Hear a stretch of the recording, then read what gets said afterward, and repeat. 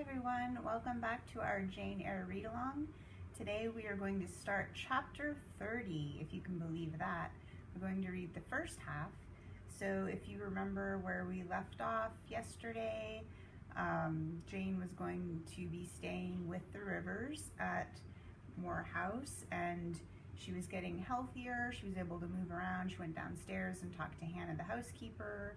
And of course she talked to Diana and Mary and also St. John. So today we're going to learn a little bit more about Jane's experience with the Rivers family. Thanks so much for joining me today. The more I knew of the inmates of Moor House, the better I liked them. In a few days I had so far recovered my health that I could sit up all day and walk out sometimes. I could join with Diana and Mary in all their occupations, converse with them as much as they wished, and aid them when and where they would allow me. There was a reviving pleasure in this intercourse, of a kind now tasted by me for the first time, the pleasure arising from perfect congeniality of tastes, sentiments, and principles. I liked to read what they liked to read. What they enjoyed delighted me. What they approved, I reverenced. They loved their sequestered home, I, too, in the gray, small, antique structure, with its low roof, its latticed casements, its moldering walls, its avenue of aged firs, all grown aslant under the stress of mountain winds, its garden, dark with yew and holly, and where no flowers but the hardiest of species would bloom, found a charm both potent and permanent. They clung to the purple moors behind and around their dwelling, to the hollow vale into which the pebbly bridle path leading from their gate descended, and which wound between fern banks first, and then amongst a few of the wildest little pasture fields that ever bordered a wilderness of heath, or gave sustenance to a flock of gray moorland sheep, with their little mossy-faced lambs. They clung to this scene, I say, with a perfect enthusiasm of attachment. I could comprehend the feeling and share both its strength and truth. I saw the fascination of the locality. I felt the consecration of its loneliness. My eye feasted on the outline of swell and sweep, on the wild coloring communicated to ridge and dell by moss, by heath bell, by flowered sprinkled turf, by brilliant bracken, and mellow granite crag. These details were just to me what they were to them, so many pure and sweet sources of pleasure. The strong blast and the soft breeze, the rough and the halcyon day, the hours of sunrise and sunset, the moonlight and the clouded night developed for me in these regions the same attraction as for them, wound round my faculties the same spell that entranced theirs. Indoors we agreed equally well. They were both more accomplished and better read than I was, but with eagerness I followed in the path of knowledge they had trodden before me. I devoured the books they lent me. Then it was full satisfaction to discuss with them in the evening what I had perused during the day. Thought fitted thought, opinion met opinion. We coincided, in short, perfectly. If in our trio there was a superior and a leader, it was Diana. Physically, she far excelled me. She was handsome, she was vigorous. In her animal spirits there was an affluence of life and certainty of flow, such as excited my wonder while it baffled my comprehension. I could talk a while when the evening commenced, but the first gush of vivacity and fluency gone, I was fain to sit on a stool at Diana's feet, to rest my head on her knee, and listen alternately to her and Mary, while they sounded thoroughly the topic on which I had but touched. Diana offered to teach me German. I liked to learn of her. I saw the part of instructress pleased and suited her. That of scholar pleased and suited me no less. Our natures dovetailed. Mutual affection of the strongest kind was the result. They discovered I could draw. Their pencils and color boxes were immediately at my service. My skill, greater in this one point than theirs, surprised and charmed them. Mary would sit and watch me by the hour together. Then she would take lessons, and a docile, intelligent, assiduous pupil she made. Thus occupied and mutually entertained, the days passed like hours, and weeks like days. As to Mr. St. John, The intimacy which had arisen so naturally and rapidly between me and his sisters did not extend to him. One reason of the distance yet observed between us was that he was comparatively seldom at home. A large proportion of his time appeared devoted to visiting the sick and poor among the scattered population of his parish. No weather seemed to hinder him in these pastoral excursions. Rain or fair, he would, when his hours of morning study were over, take his hat and, followed by his father's old pointer, Carlo, go out on his mission of love or duty. I scarcely know in which light he regarded it. Sometimes, when the day was very unfavorable, his sisters would expostulate. He would then say, with a peculiar smile, more solemn than cheerful, "And if I let a gust of wind or a sprinkling of rain turn me aside from these easy tasks, what preparation would such sloth be for the future I propose to myself?" Diana and Mary's general answer to this question was a sigh, and some minutes of apparently mournful meditation. But besides his frequent absences, there was another barrier to friendship with him. He seemed of a reserved and abstracted, and even of a brooding nature. Zealous in his ministerial labors, blameless in his life and habits, he yet did not appear to enjoy that mental serenity, that inward content, which should be the reward of every sincere Christian and practical philanthropist.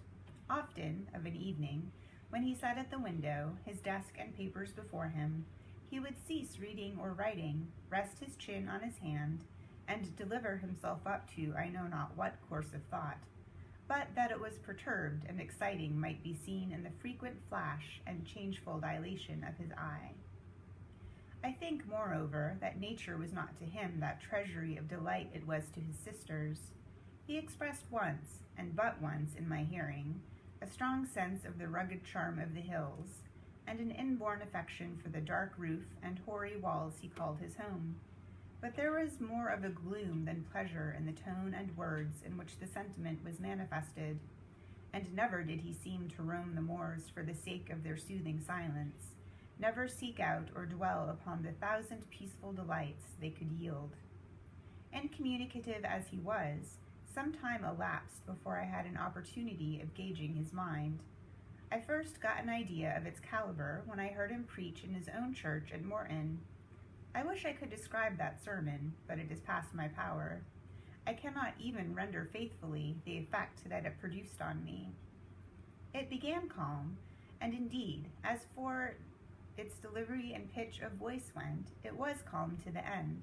An earnestly felt, yet strictly restrained zeal breathed soon in the distinct accents, and prompted the nervous language. This grew to force, compressed, condensed, controlled. The heart was thrilled, the mind astonished by the power of the preacher.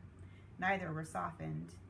Throughout there was a strange bitterness, an absence of consolatory gentleness.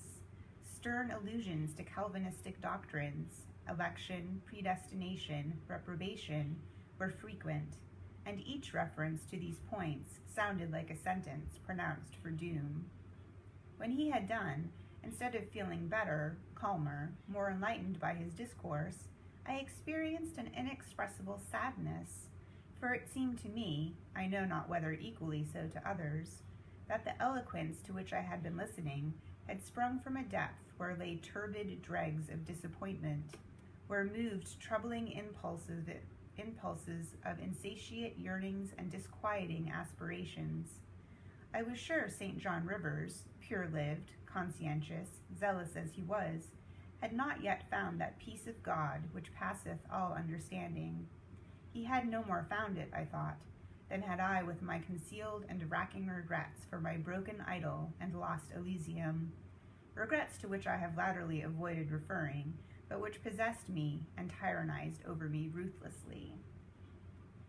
Meantime, a month was gone. Diana and Mary were soon to leave Moor House, and return to the far different life and scene which awaited them, as governesses in a large, fashionable, south of England city, where each held a situation in families by whose wealthy and haughty members they were regarded only as humble dependents, and who neither knew nor sought out their innate excellences, and appreciated only their acquired accomplishments as they appreciated the skill of their cook, or the taste of their waiting woman.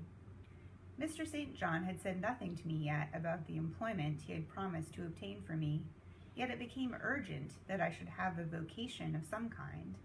One morning, being left alone with him a few minutes in the parlor, I ventured to approach the window recess, which his table, chair, and a desk consecrated as a kind of study, and I was going to speak, though not very well knowing in what words to frame my inquiry, for it is at all times difficult to break the ice of reserve glassing over such natures as his, when he saved me the trouble by being the first to commence dialogue. Looking up as I drew near, "You have a question to ask of me," he said. "Yes, I wish to know whether you have heard of any service I can offer myself to undertake.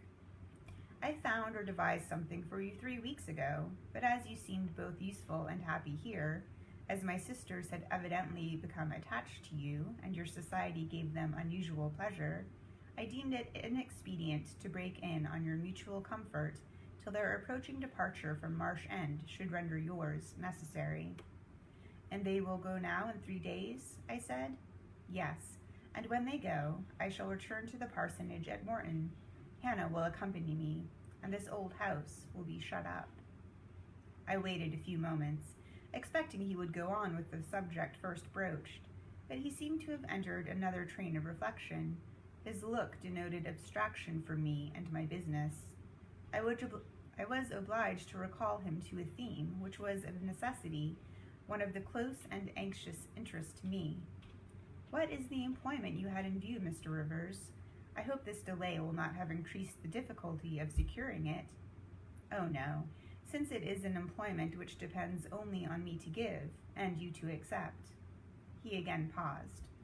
There seemed a reluctance to continue. I grew impatient. A restless movement or two, and an eager and exacting glance fastened on his face, conveyed the feeling to him as effectually as words could have done, and with less trouble. Oh, thank you, Kira. Yeah, it's a great book. You really should read it. That brings us to the end of the first half of chapter 30 today. Tomorrow we will learn what employment St. John has found for Jane, and it's kind of cool. I think it's exciting for her, so we'll talk a little about that tomorrow. Thanks so much for watching, and I'll see you again tomorrow.